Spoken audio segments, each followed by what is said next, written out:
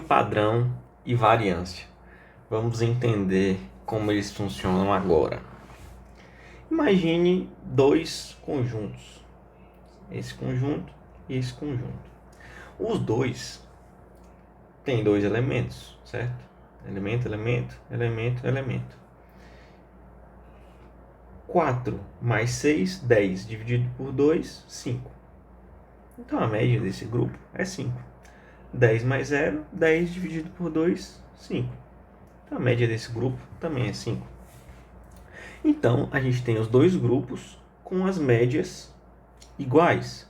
Só que a realidade dos dois é muito diferente, porque aqui os dados eles estão concentrados, eles estão próximos. Aqui os dados estão muito distantes. Então, mesmo que nós tenhamos essa medida igual, ela não reflete muito bem como aquele grupo se comporta. E como a gente pode encontrar uma forma de entender o comportamento dos dados de dentro desse grupo de uma maneira mais efetiva? A gente pode então calcular a distância em relação à média. Porque aqui, se eu sei que a minha média é 5 e a distância até o 4 é 1 e a distância até o 4 até o 6 também é 1, eu sei que essa distância aqui de 1, ela representa muito mais uma tendência central do que a média. Aqui, se eu fizer a mesma coisa, eu vou saber que eu tenho uma distância de 5 e uma distância de 5 para a média.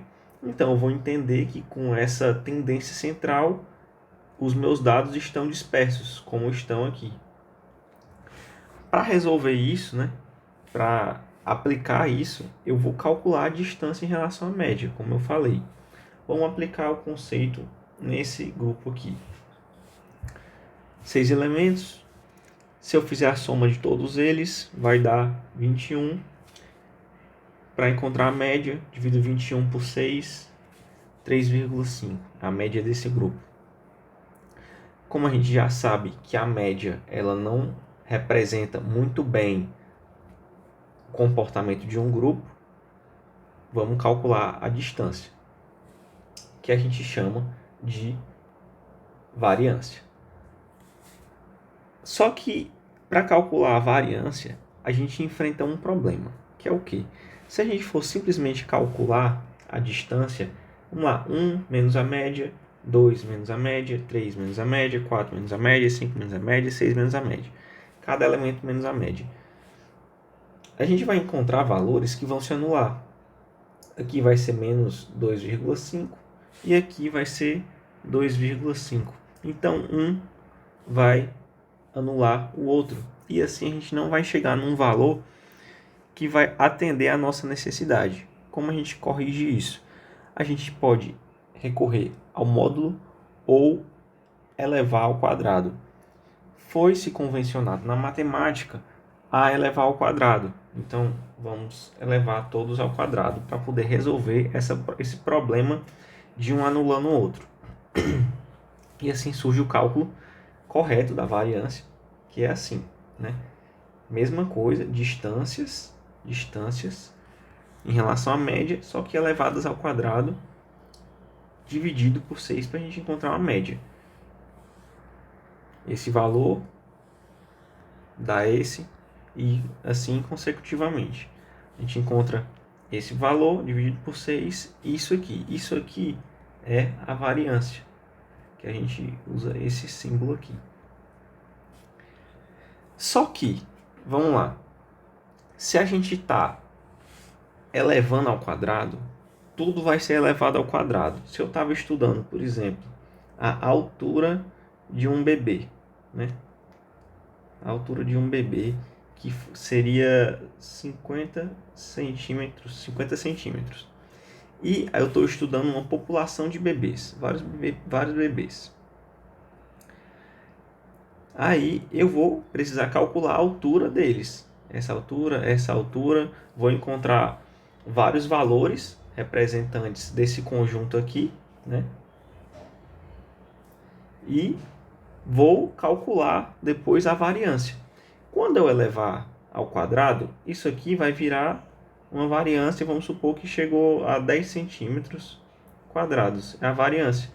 Poxa, mas centímetro quadrado foi a centímetro quadrado porque eu elevei ao quadrado. Mas centímetro quadrado não é uma medida de altura, é uma medida de área.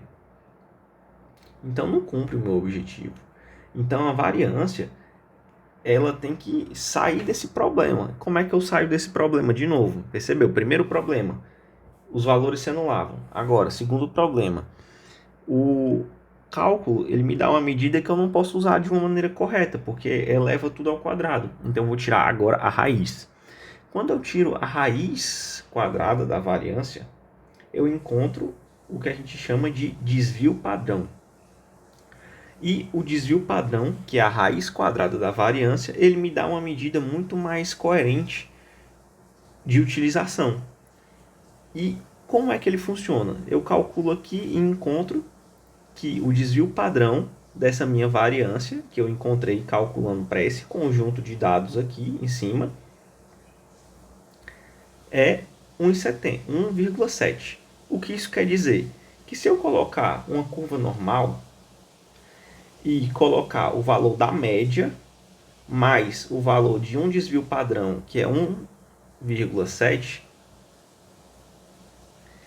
eu encontro um determinado valor, que é esse, 5,2. E da média menos o mesmo valor, eu encontro esse valor, que é 1,8.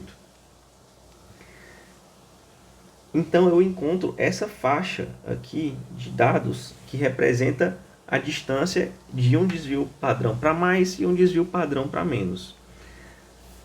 Quando a gente estuda a curva normal, a gente descobre que aproximadamente 68% dos dados ficam numa distância de um desvio padrão. Mas será que isso se aplica também no nosso caso? Vamos lá. De 1,8 até 5,2, quais dados do nosso conjunto vão aparecer? O 2, o 3, o 4 e o 5. Poxa, isso aqui são 4 aparições dentro de um conjunto de 6. 2 sobre 3, aproximadamente 67%. Poxa, então bateu. Então, essa é a aplicação do desvio padrão e como ele surge a partir da variância.